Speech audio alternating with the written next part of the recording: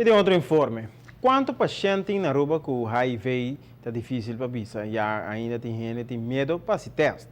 O tópico de HIV e AIDS ainda está um tabu de nossa comunidade. E pacientes com HIV hoje em dia está uma vida normal de nossa comunidade. De um mundo moderno, medicinal, tem forma para ter melhor controle do vírus e assim o paciente não mais ter privação de atividade diária. Mas assim mesmo, HIV e AIDS ainda está um tabu riba nossa isla. Kiko asinata é medo de mais grande de paciente que tem HIV por bisa para que cria é tabu. Na Aruba tá lo qual gente não tá pensa, com gente não tá vai tratar. Na caso de trabalho, depende do tipo de trabalho, não tem medo que não tá perde no trabalho. Na Aruba hasta bonota nem um seguro, um hipoteca, se você não has um seguro de vida. Se tu hipoteca grande, você vai ter não tá check por HIV, então não pode nem sequer esse.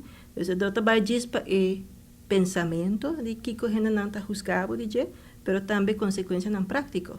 Você perde o trabalho, você não tem hipoteca, custam que qualquer outro gente está toma como normal.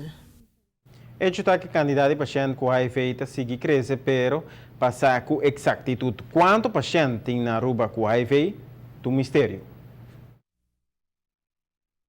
A gente queda sem check.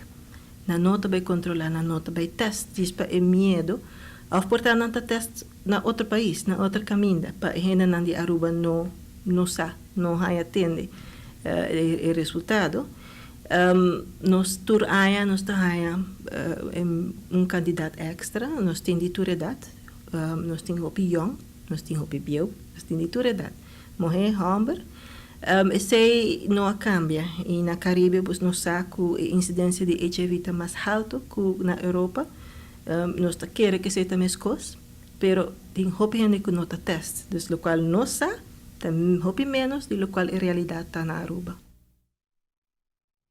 Well, mas aqui nós talagamos ser reconhecido o plano de Aruba HIV Team para reduzir o medo para teste e assim na quebra o tabu de HIV pouco. Pero isso aqui, mas aqui